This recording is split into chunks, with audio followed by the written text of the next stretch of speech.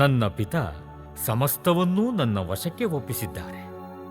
ಪುತ್ರನು ಯಾರೆಂದು ಪಿತನ ಹೊರತು ಬೇರಾರೂ ಅರಿಯರು.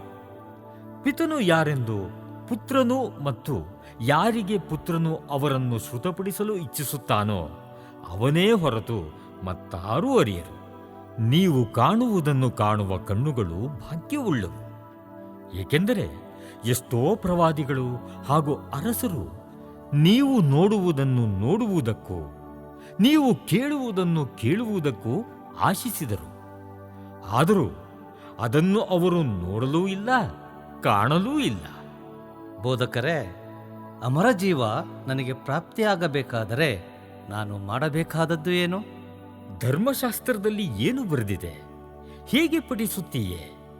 ನಿನ್ನ ಸರ್ವೇಶ್ವರನಾದ ದೇವರನ್ನು ನಿನ್ನ ಪೂರ್ಣ ಹೃದಯದಿಂದಲೂ, ಪೂರ್ಣ ಆತ್ಮದಿಂದಲೂ, ಪೂರ್ಣ ಶಕ್ತಿಯಿಂದಲೂ, ಪೂರ್ಣ ಮನಸ್ಸಿನಿಂದಲೂ ಪ್ರೀತಿಸು, ಮತ್ತು ನಿನ್ನನ್ನು ನೀನೇ ಪ್ರೀತಿಸಿಕೊಳ್ಳುವಂತೆ ನಿನ್ನ ನೆರೆಯವನನ್ನು ಪ್ರೀತಿಸು ಎಂದು ಬರೆದಿದೆ. ನೀನು ಹೇಳಿದ್ದು ಸರಿಯಾಗಿಯೇ ಇದೆ. ಹೋಗು, ಅದರಂತೆ ಮಾಡು, ನಿನಗೆ ಅಮರ ಜೀವ ಲಭಿಸುವುದು. ದೇವರನ್ನು ಪ್ರೀತಿಸುವುದೇನೋ ಸರಿ, ಆದರೆ ನನ್ನ ನೆರೆಯವನು ಯಾರು?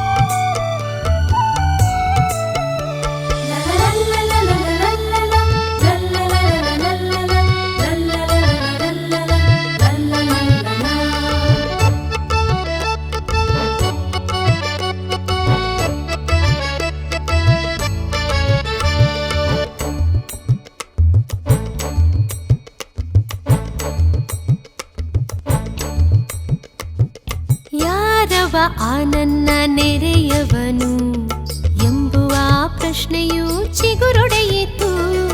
ಅರಳಿ ನಿಂತಿತು ಒಂದು ಸಾಮತೆಯು, ಸದಯ ಸಮಾರಿತನ ಸಾಮತೆಯು. ಜೆರುಸಲೇಮಿನಿಂದ ಜೆರಿಕೋ ಮಾರ್ಗವು ಕೆಂಪು ಮಾರ್ಗವೆಂದು ಅದಕ್ಕೆ ಕುಖ್ಯಾತಿಯು. ಅದೇ ಮಾರ್ಗದಲ್ಲಿ ಹೊರಟ ಒಬ್ಬಾತನು ಜೆರಿಕೋ ಕಡೆಗೆ ನಡೆದು ಸಾಗುತ್ತಿದ್ದನು. ಕೇಳ ಬನ್ನಿರೋ, ಅರಿಯ ಬನ್ನಿರೋ, ಯಾರು ಆ ನೆರೆಯವನು ತಿಳಿಯ ಬನ್ನಿರೋ. ಕೇಳ ಬನ್ನಿರೋ, ಅರಿಯ ಬನ್ನಿರೋ, ಯಾರು ಆ ನೆರೆಯವನು ತಿಳಿಯ ಬನ್ನಿರೋ.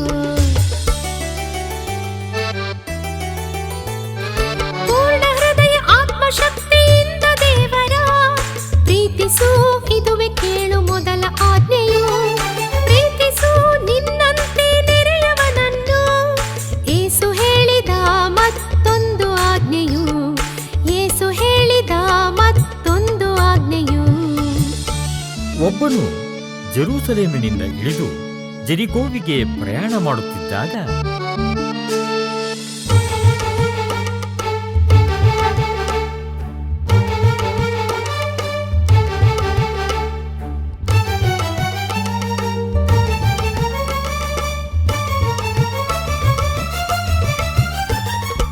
ಅದೋ ಅಲ್ಲಿ ಯಾರೋ ಒಬ್ಬ ಬರುತ್ತಿದ್ದಾನೆ. ಹೌದು, ಒಬ್ಬನೇ ಇದ್ದಾನೆ. ಜೆರಿಕೋವಿಗೆ ಹೊರಟಂತಿದೆ. ಹೆಗಲ ಮೇಲೆ ಗಂಟು ಮೂಟೆಯೂ ಇದೆ, ಅದರಲ್ಲಿ ತುಂಬಾ ಹಣ ಇರಬಹುದು. ನಾವು ಮೂವರು ಸೇರಿ ಅವನಿಂದ ಎಲ್ಲವನ್ನೂ ದೋಚಿಕೊಳ್ಳೋಣ. ಸರಿ, ಬನ್ನಿ, ಹೊಂಚು ಹಾಕಿ ಅವನನ್ನು ಉಪಾಯದಿಂದ ಹಿಡಿದುಕೊಳ್ಳೋಣ. ಇಲ್ಲೇ ಪೊದೆಗಳಲ್ಲಿ ನಮ್ಮನ್ನು ಬಚ್ಚಿಟ್ಟುಕೊಳ್ಳೋಣ. ಅವನು ಇಲ್ಲಿಗೆ ಬಂದ ತಕ್ಷಣ ಅವನ ಮೇಲೆ ಎರಗೋಣ.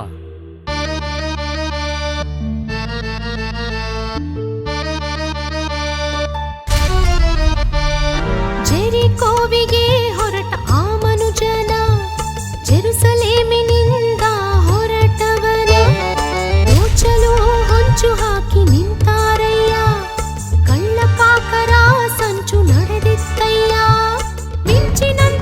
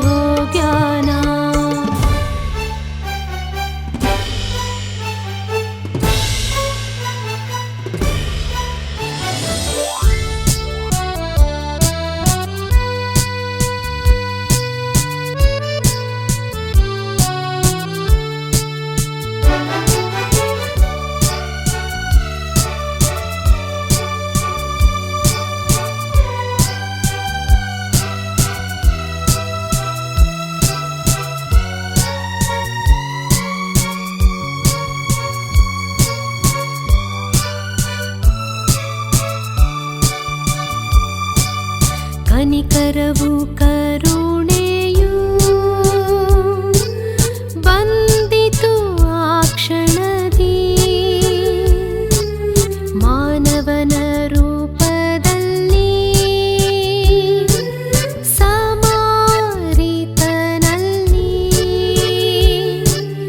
ಗಾಯಗೊಂಡ ಮನುಜಗಾಗಿ ಹೃದಯ ಮಿಡಿಯಿತು ಮಾನವತೆಯ ಪ್ರೇಮದಲ್ಲಿ ಅರಳಿ ನಿಂತಿತು ಆತನ ಮನ ಮಿಡಿಯಿತ ಕ್ಷಣ ಮರಗಿತಾತನ ಕರುಣಾಹುಮನ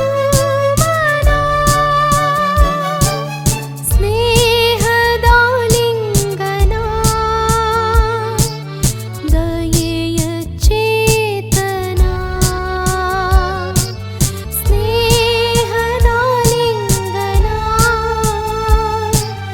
ದಯೆಯ ಚೇತನ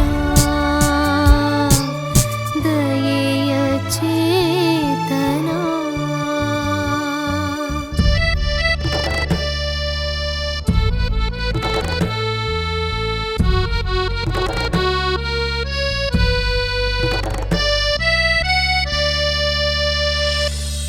ಸ್ವಾಮಿ, ಈತ ಕಳ್ಳರ ಕೈಗೆ ಸಿಕ್ಕಿ ಹಲ್ಲೆಗೊಳಗಾದವ. ಪಾಪ, ಗಾಯಗೊಂಡು ರಕ್ತದ ಮಡುವಿನಲ್ಲಿ ಬಿದ್ದು ನರಳಾಡುತ್ತಿದ್ದ. ಈತನನ್ನು ನಿಮ್ಮ ಛತ್ರದಲ್ಲಿ ಆರೈಕೆ ಮಾಡಿ ಉಪಕರಿಸಿ. ಚಿಂತೆ ಮಾಡಬೇಡಿ, ನಾವು ಆರೈಕೆ ಮಾಡುತ್ತೇವೆ. ಆ, ತೆಗೆದುಕೊಳ್ಳಿ ಈ ಹಣ. ಇದು ಈತನ ಆರೈಕೆ ಖರ್ಚು. ಇದಕ್ಕಿಂತ ಹೆಚ್ಚು ವೆಚ್ಚವಾದರೆ ನಾನು ಹಿಂದಿರುಗಿ ಬರುವಾಗ ಕೊಡ್ತೇನೆ. ಈತನಿಗಾಗಿ ನೀವೇಕೆ ಎಷ್ಟು ತೊಂದರೆ ತೆಗೆದುಕೊಳ್ಳುತ್ತೀರಿ? ಈತ ನಿಮ್ಮ ನೆಂಟನೇ, ನೆರೆಯವನೇ. ಕಷ್ಟದಲ್ಲಿರುವವನು ನಮ್ಮ ನೆರೆಯವ ತಾನೆ. ನಿಮ್ಮದು ದೊಡ್ಡ ಮನಸ್ಸು. ಹೋಗಿ ಬನ್ನಿ, ನಾವು ಈತನನ್ನು ಆರೈಕೆ ಮಾಡುತ್ತೇವೆ.